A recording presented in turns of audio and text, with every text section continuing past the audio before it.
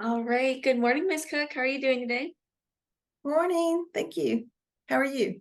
I'm doing well. Let's just get started with our interview type thing, whatever these are called. Very informal. So I just want to ask you some questions about your department. First, let's just talk about what your department is and what you do. Tell us about student health. Well, we have two clinics. One is located on the Dahlonega campus. We have another one here on the Gainesville campus. We're in building 23, and it's open and can be used interchangeably by the students for any eligible student during that current semester. And our hours of operation are Monday through Friday in the mornings from 8 to 12.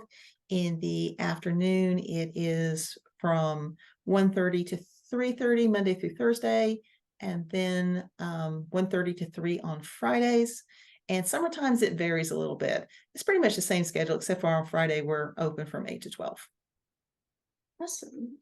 You touched a little bit on how many people or which people can access student health. Can you touch a little bit more on that? Are there any exceptions? Are there any students who are enrolled in UNG but may not be able to use student health? Yes, as far as eligibility, the majority of the students on the Gainesville campus will be eligible because they're able to access it through the health fee, which is a mandatory charge, which is bundled in on their tuition statement, currently set at $65.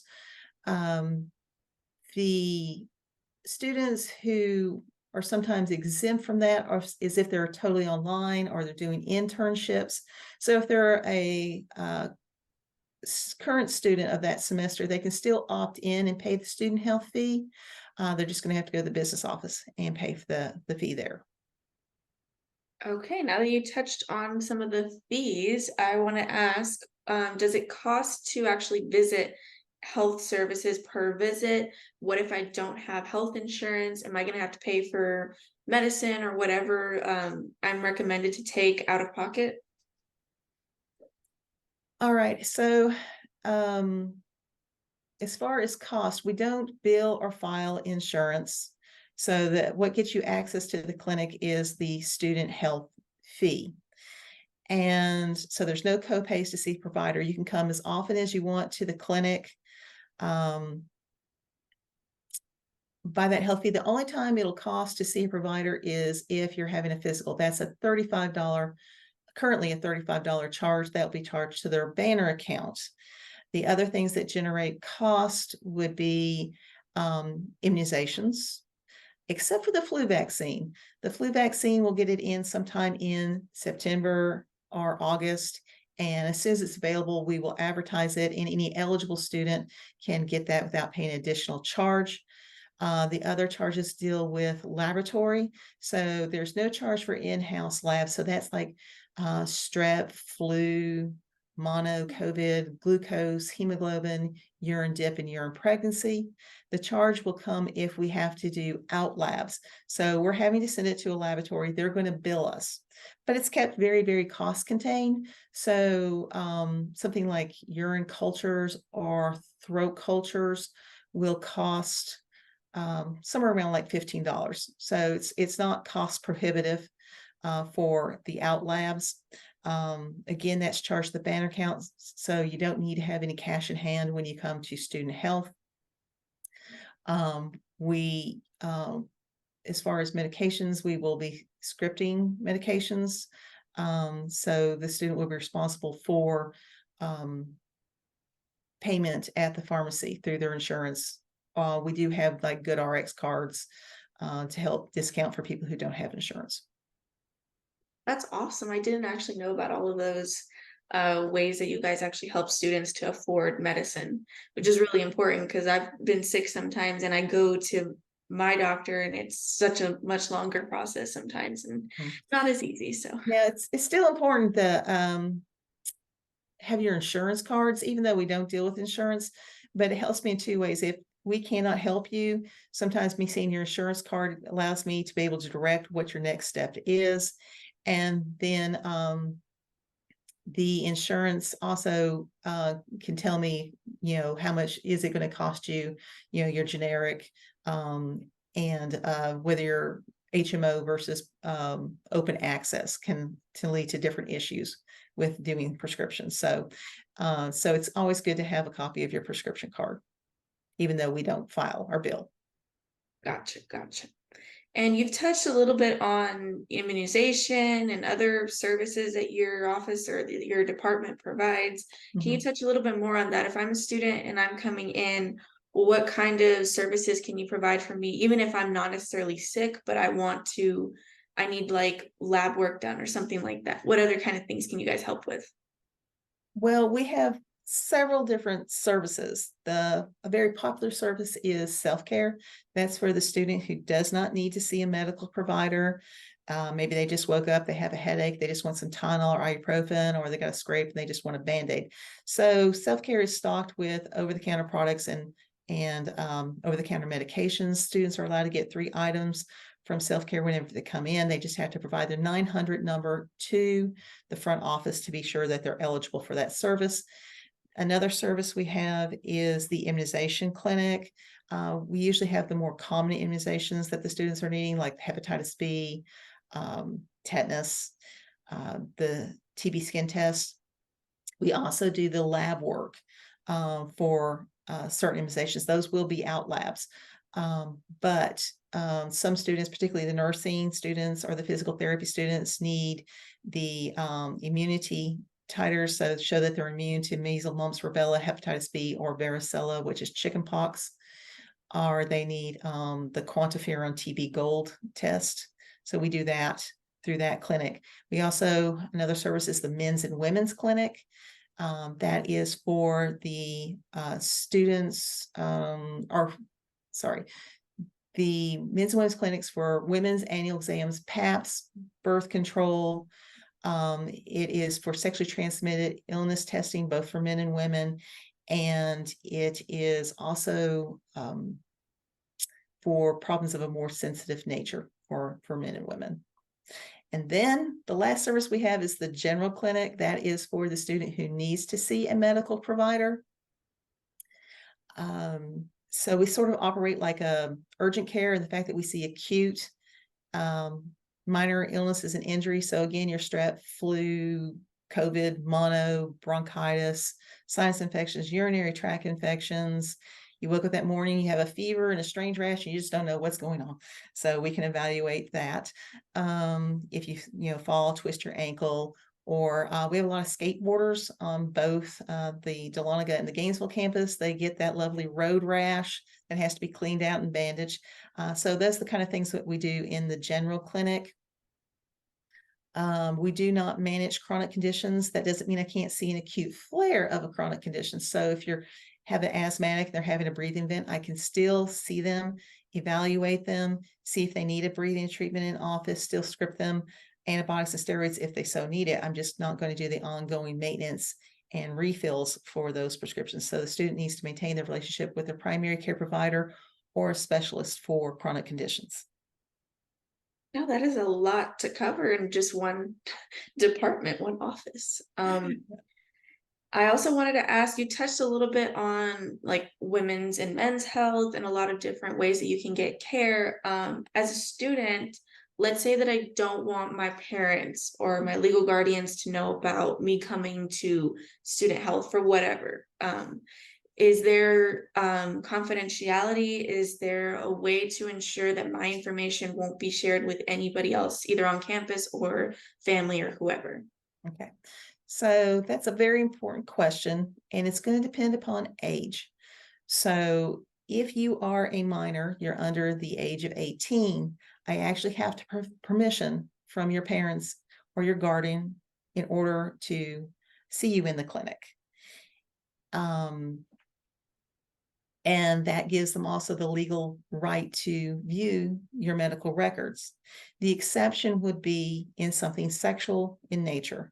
So you don't need permission for that, or and they cannot access the information if it's sexual in nature. Now for 18 and older, then unless it's a life and death situation, you have to give me permission to speak with your parents or spouse. And that's going to be done more on a visit per visit basis, because while you may be okay with me talking with someone about one particular visit, you may not be at a future visit. So we'll take it visit by visit as far as getting permission from the student. The other thing you need to consider is actually the banner accounts. So I touched on earlier that our charges go to the banner account. And then we've had some students in the past very worried because they have given their parents access to monitor their banner accounts. So when we put a charge, you won't see what we charge for. So if you did STI testing, it's not going to say STI testing. It's just going to have student health. It's going to have the charge. Unfortunately, but that can still lead to those questions of like, well, why were you at student health? What's the charge for? So we have worked with students in the past. If they will let us know at the time of the office visit, the time that we're creating the charge, that they have an issue with their charges being seen on banner, then we can work with that student to try to hide that posting. But they need to let us know. That's an issue. Gotcha. That's really useful information. I didn't learn about that until like my second or third visit to like the student health department, and I was like, why isn't my mom able to access? They're like, well, because you're over 18 and your mom, is your mom, but at the end of the day, if you don't give us permission to tell her things, we can't share anything. And I was like, wow, that's completely different from when I was in high school. Everything was like automatically sent to her and she knew everything. So yeah, I think that's important for students to know and understand when they're going into your offices. Yes. Which brings me to my next question. Let's say I want to schedule an appointment. Do you guys have a place where you can do that? Do you guys have telehealth appointments, or is it all in person? What does it look like if I want to go to your office? We do not have telehealth.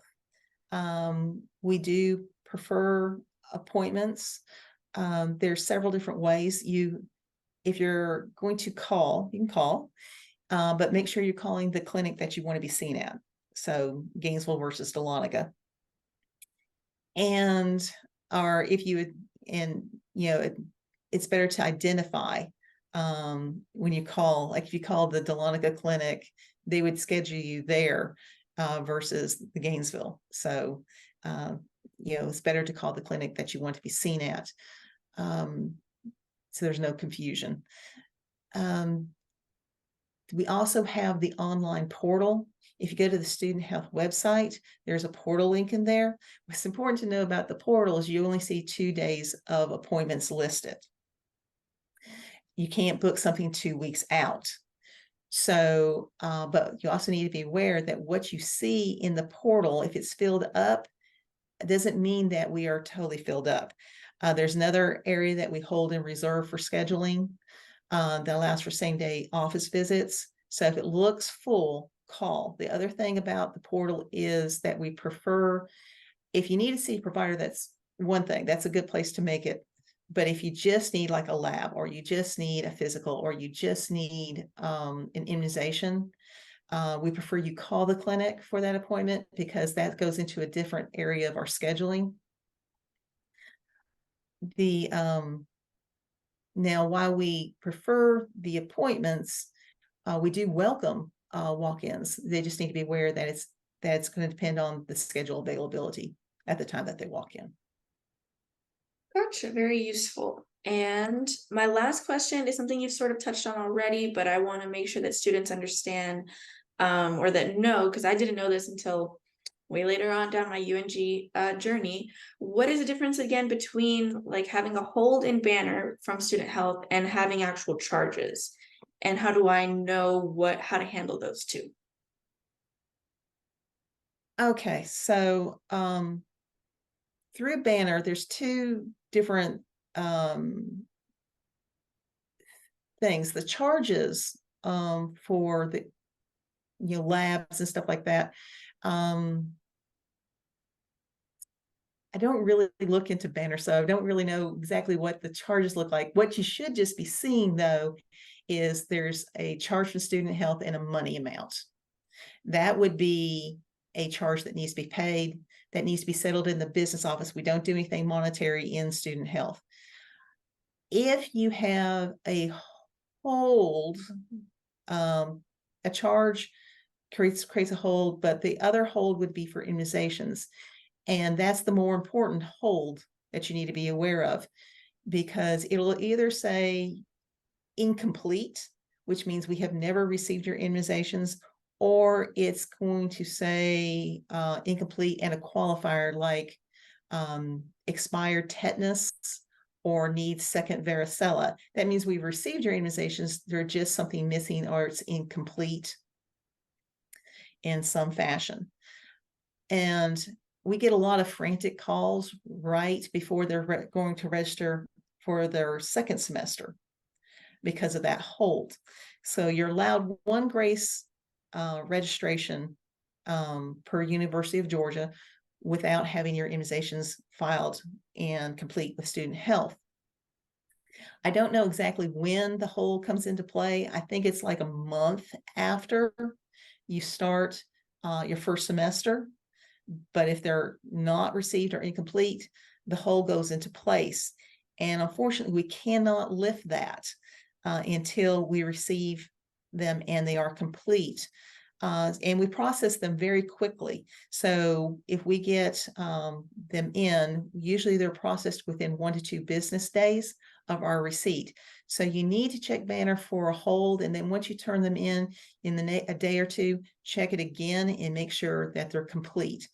Because I really feel for the students when they call us panicked because they got to get that class and they can't register, or they can't get their grades, or they can't drop ad because there's a hold.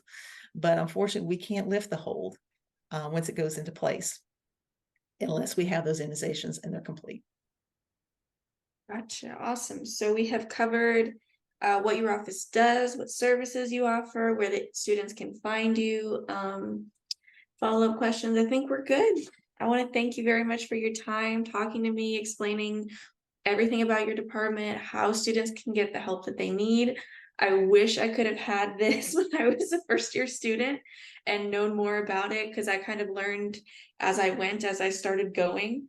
So I'm hoping that with this, students will be able to feel less like it's a mystery what your office does and how to get the help that they need. So I want to thank you for your time and sharing that with me today. So yeah. Thank you. No problem. All right. I hope you have a great rest of your day. We'll You see too. you. All right, bye.